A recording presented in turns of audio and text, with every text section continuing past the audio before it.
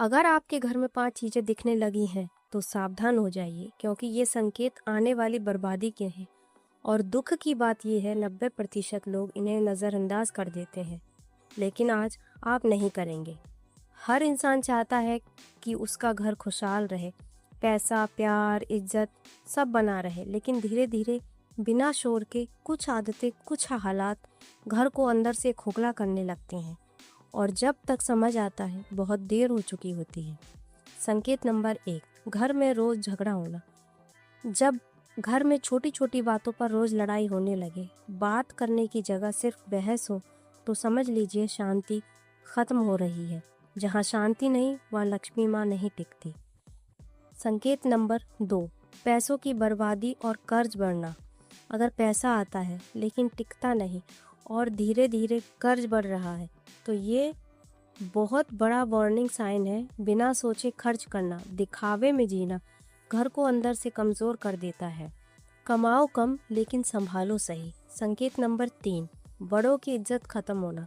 जिस घर में बड़ों की बात को इग्नोर किया जाता है या उनका अपमान होता है, वो घर ज़्यादा दिन तक नहीं टिकता, क्योंकि एक्सपीरियंस को नज़रअंदाज करना सबसे बड़ी मूर्खता है।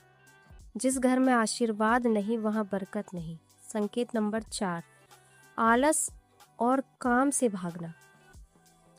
जब घर के लोग मेहनत से भागने लगे, बस आराम और शॉर्टकट्स ढूंढे, समझो डाउनफॉल शुरू हो चुका है। सक्सेस हमेशा डिसिप्लिन मांगती है और आलस उसे खा जाता है।